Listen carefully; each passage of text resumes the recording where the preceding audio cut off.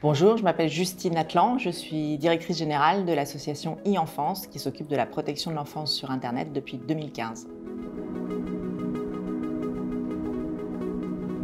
On peut tous être témoins de cyberharcèlement, c'est-à-dire, mais ne pas connaître la victime, c'est-à-dire être sur les réseaux sociaux, être sur un réseau social, voir un phénomène de cyberharcèlement qu'on voit passer.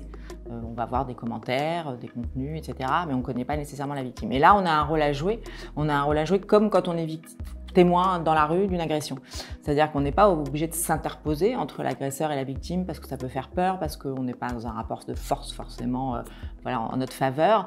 Mais en revanche, on a quand même un devoir de porter secours autant que faire se peut avec les moyens qu'on a. C'est-à-dire parfois juste d'aller demander l'aide à la place de la victime qui ne peut peut-être pas le faire. Donc sur les réseaux sociaux, ça peut vouloir dire par exemple signaler sur la plateforme ou le réseau social que vous êtes témoin d'un cyberharcèlement. Vous pouvez tout à fait le faire même si vous n'êtes pas la victime, etc. Vous êtes juste témoin, mais vous pouvez tout à fait dire voilà, il y a ce compte-là qui harcèle l'hôtel, voilà des contenus, etc. Ça, vous êtes même en devoir de le faire si vous êtes témoin de ça. Pas participer, évidemment, surtout pas. Parfois, vous voulez participer peut-être en défendant la victime, mais en fait, vous n'allez faire qu'alimenter le phénomène et sur certains réseaux sociaux, même leur donner encore plus de visibilité et de viralité. Donc du coup, effectivement, s'interdire un peu de participer, en revanche signaler, et puis pourquoi pas se manifester en message privé ou effectivement vis-à-vis de la victime en lui disant voilà, je suis témoin de ça, sache que j'ai signalé, on est avec toi, on peut t'aider, etc. Parce que c'est vrai que souvent, on est tellement comme ça sous des flots de menaces, d'injures, d'insultes, qu'on ne réalise pas qu'il y a plein d'autres gens qui ne parlent pas, mais en fait qui sont avec soi et qui trouvent complètement anormal ce qu'on est en train de vivre et qui aimeraient nous secourir. Donc pas hésiter effectivement à se manifester de toutes les façons.